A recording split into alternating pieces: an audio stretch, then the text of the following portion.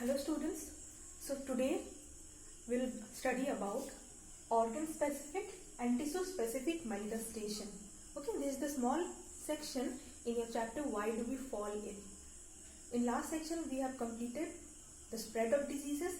Now we'll study about how the microbes affect each and every specific organ or specific tissue. Okay, so the topic organ specific और tissue specific manifestation, what does it mean, इसका मतलब क्या है? Okay, इसका मतलब ये है कि जितने भी माइक्रोब्स है हमारे बॉडी को अफेक्ट करते हैं, ओके, हमारे बॉडी में जब आते हैं तो फिर वो ऐसा है कि पूरे बॉडी को एक साथ वो अफेक्ट नहीं करते हैं. हमारे बॉडी का कि कोई एक स्पेसिफिक टिश्यू या कोई स्पेसिफिक ऑर्गन उसे ये अफेक्ट करते हैं और जो सिम्टम्स होते हैं वो उसी ऑर्गन के अकॉर्डिंग ही डेवलप होते हैं. ओके, यहाँ मैंने फर्स्ट लाइन यहाँ लिखा है evolution of microbes. Okay, evolution of microbes क्यों कह रहे हैं? क्योंकि माइक्रोब्स टाइम टू टाइम कई सालों तक उनके अंदर एवोल्यूशन आया, यानी चेंज है. एवोल्यूशन यानी इवॉल्व. तो evolve means to change. Change ऐसा आया है कि वो अपने बॉडी को अपने होस्ट के बॉडी के अकॉर्डिंग मॉडिफाई कर लिया और जिस स्पेसिफिक टिश्यू को वो लोग इन्फेक्ट करते हैं उसके अकॉर्डिंग अपना शरीर तैयार कर लेते हैं.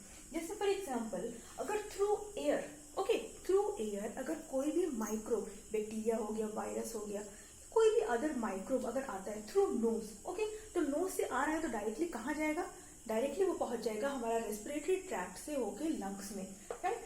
Lungs, for example tuberculosis. और इस वक्त हम लोग एक अच्छा एग्जाम्पल स्टडी कर सकते हैं, that is corona virus.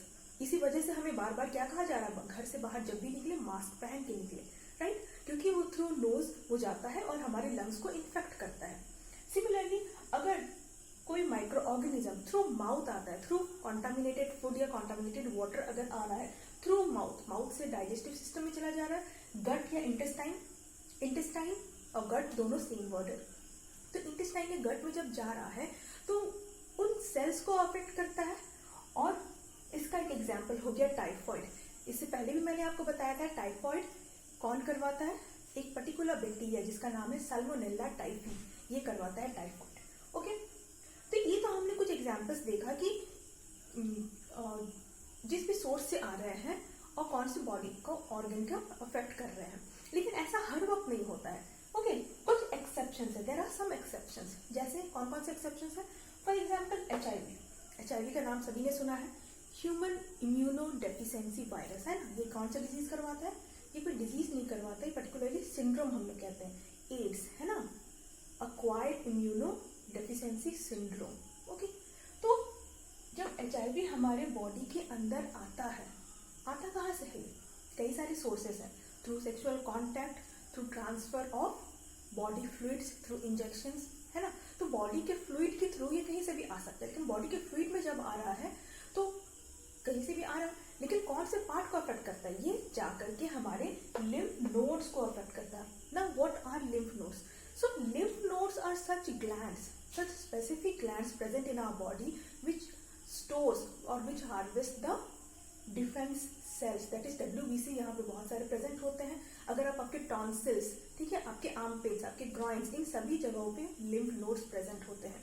Alright, और जब भी बॉडी के अंदर कोई इन्फेक्शन होता है लिम्फ नोड्स का साइज बड़ा हो जाता है. देखना आप लोगों को कभी ठंड लगती है तो आपका टॉन्सिल का साइज बढ़ जाता है ना. So that is because of the defensive cells, that means WBCs, because they work there. उसी तरह नेक्स्ट एग्जाम्पल हो गया मलेरिया. मलेरिया कैसे होता है? मॉस्किटो बाइट से होता है. तो मॉस्किटो जब बाइट करते हैं स्किन में तो उसका जो माइक्रोब है वो कहाँ जाता है? हमारे ब्लड में चला जाता है. और ब्लड हमारे पूरे बॉडी में सर्कुलेट कर रहा है, तो ब्लड से चला जाता है लिवर में, लिवर को इन्फेक्ट करता है, लिवर वीक हो जाता है ना. उसके बाद चला जाता है फिर आरबीसी को वो अफेक्ट करता है.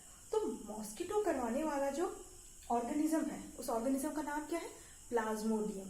ठीक है, सॉरी, मलेरिया करवाने वाला जो ऑर्गेनिज्म है उसका नाम है प्लाज्मोडियम. ये एक प्रोटोजोआ है. ओके, और ये कैसे आता है हमारे बॉडी में? Through mosquito bite, right? तो लिवर एंड देन आरबीसी. इसके बाद आ रहे हैं जैसे साइंस एंड सिम्टम्स. पहले मैंने बताया that signs and symptoms depend on the organ okay, on the organ और tissue which is affected by the microbe. For example यहाँ दिया गया है, यहाँ पे ब्रेन के बारे में बताया गया है। अब एक एग्जाम्पल देके बताएंगे ब्रेन जब अफेक्टेड होता है। एक एग्जाम्पल होगा जापानीज एनसेफेलाइटिस। आप लोग बुक में देखेंगे, आप लोग को मिल जाएगा वहाँ से। जापानीज एनसेफेलाइटिस ये एक वायरस से होता है जो मॉस्किटो बाइट से फैलता है। ठीक है, मॉस्किटो बाइट हमारे बॉडी में कहीं भी काट रहा है ना, और थ्रू अपने सलाइवा वो माइक्रोब को हमारे बॉडी में इंजेक्ट कर दे रहा है, यानी वायरस को इंजेक्ट कर दे रहा है।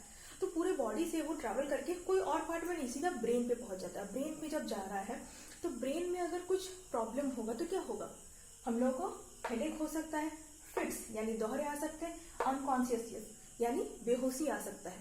ओके, उसी तरह जैसे यहाँ पे हम लोग लंग्स के बारे में कह रहे थे, लंग्स अगर अफेक्टेड होता है तो साइंस एंड सिम्टम्स कैसे होंगे लंग्स के, कफ होगा, है ना, खांसी आएगी, ब्रेथलेसनेस होगा, बहुत ज्यादा सांस लेने में दिक्कत होगी। सिमिलरली अगर इंटेस्टाइन में प्रॉब्लम हो रहा है तो इंटेस्टाइन का प्रॉब्लम कैसे समझेंगे, हो सकता है कि वाटरी स्टूल हो रहा है ना, लूज मोशन हो रहा है, डायरिया हो रहा है, ये सब क्या है, साइंस एंड सिम्टम्स है किसी तरह का इन्फेक्शन का। ओके, तो इतना जब हो रहा है तो फिर इतना जब हो रहा है तब क्या हो रहा है, हमारे बॉडी का इम्यून सिस्टम एक्टिवेटेड हो जाता है। ओके, तो हमारे बॉडी का जब इम्यून सिस्टम एक्टिवेट हो रहा है तब क्या होता है, इम्यून सिस्टम हम लोग किसे कह रहे हैं, इम्यून सिस्टम हमारे बॉडी का ऐसा सिस्टम है जिसमें कई सारे सेल्स होते हैं। कौन से cells, WBC, that is white blood sales.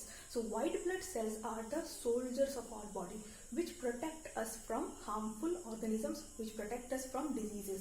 So the immune system gets activated and what it does, it recruits cells. Recruitment का मतलब होता है तैनात करना, है ना। जैसे हमारे कंट्री में कोई अगर बॉर्डर पे कोई अगर हमला करे तो हमारे प्राइम मिनिस्टर क्या करते हैं, हमारी आर्मी को, है ना, इंडियन आर्मी को भेजती है वहां लड़ने के लिए। तो सिमिलरली हमारा बॉडी क्या करता है, इन सेल्स को रिक्रूट करता है। ओके, तो रिक्रूट करने की वजह से लोकल कुछ इफेक्ट्स होते हैं। कैसे इफेक्ट्स होते हैं, अब माइक्रोब है और हमारे बॉडी के सेल्स भी है, दोनों लड़ रहे हैं आपस में, तो क्या होगा, वहां पे फाइट होगा, कुछ माइक्रोब मरेंगे और कुछ हमारे सेल्स भी मरेंगे। तो ऐसा तो पहले जो इफेक्ट होता है उस इफेक्ट को कहते हैं हम लोग इन्फ्लेमेशन। और इन्फ्लेमेशन के टाइम क्या होता है, इस प्रोसेस के टाइम पे जिस पर्टिकुलर लोकेशन पे इन्फेक्शन हुआ है वहां पे रेडनेस हो जाता है, स्वेलिंग हो जाता है और पेन होता है, ठीक है, और साथ ही साथ फीवर आता है। तो ये सारे जब सिम्टम्स हमें जब दिखता है तब समझ में आ जाना चाहिए कि जरूर मेरी बॉडी के अंदर कोई माइक्रो ऑर्गेनिज्म घुसा है, मेरा बॉडी इससे फाइट कर रहा है। So inflammation can be explain as swelling, redness, pain and fever. Okay, तो ये तो हुआ इन्फ्लेमेशन के बारे में। अब आते हैं स्पेसिफिक एक पर्टिकुलर वायरस के बारे में, जैसे कि HIV। बाकी सारे ऑर्गेनिज्म जब अफेक्ट करते हैं हमारा इम्यून सिस्टम तो एक्टिवेट हो जाता है और उनको फाइट करने के लिए चल जाता है, लेकिन HIV के दौरान ऐसा नहीं हो पाता है। ऐसा क्यों, क्योंकि HIV जो वायरस है ये इतना इंटेलिजेंट है, एक तरीके से कह सकते हैं कि वो हमारे इम्यून सिस्टम को अफेक्ट कर देता है। अब इम्यून सिस्टम में अगर पैरालाइज हो जाएगा तो कौन इम्यून सिस्टम को एक्टिवेट करेगा और सेल्स को भेजेगा कि जाओ हमें फाइट करना है, हमारा बॉडी के अंदर अटैक हुआ है ना। सो ये हमारे इम्यून सिस्टम को अफेक्ट करता है, इसी वजह से हमारा बॉडी कुछ काम नहीं कर पाता है। और इसी वजह से कोई सिंपल सा भी सर्दी होगा तो वो हमारा बॉडी उससे ठीक नहीं हो पाता है। सर्दी से भी निमोनिया हो सकता है, कोई हल्का सा पेट में इन्फेक्शन हुआ तो उससे हमें क्या हो सकता है, बहुत ज्यादा लूज मोशन हो सकते हैं, ब्लड लॉस भी हो सकता है थ्रू स्टूल। ओके, अब एट लास्ट एक ही पॉइंट यहाँ पे बताएंगे दैट इन सारी चीजों के बारे में तो हमने जाना कि माइक्रोब्स हैं जिनकी वजह से हमारे बॉडी में इन्फेक्शन हो रहा है, लेकिन एक इम्पॉर्टेंट बात ये भी है कि ये जो माइक्रोब है उनका नंबर बहुत इंपॉर्टेंट होता है। यानी अगर बॉडी के अंदर कुछ गिने चुनो 1-2 माइक्रोब ही बॉडी के अंदर आ रहा है और हमारे बॉडी के अंदर तो बहुत सारे WBCs हैं, तो वो जल्दी हमें अफेक्ट नहीं कर पाएगा, वो जल्दी हमें हार्म नहीं कर पाएगा। लेकिन इन माइक्रोब्स का नंबर बहुत बड़ा है, अगर लार्ज नंबर में माइक्रोब्स हमारे बॉडी के अंदर आ रहे हैं उस वक्त हमारे बॉडी के अंदर इन्फेक्शन हो जाता है।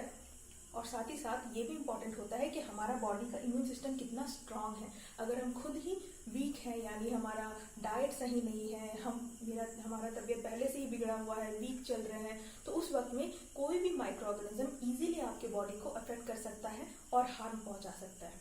ओके, तो कई सारे छोटे छोटे पॉइंट्स है विद एग्जाम्पल्स है जो आपको पॉइंट रखना है, याद रखना है। इन सारे एग्जाम्पल्स को आप लोग कॉपी में राइट डाउन करेंगे। ओके, और कोई प्रॉब्लम हो तो आप लोग मुझे टेक्स्ट करेंगे। Thank you.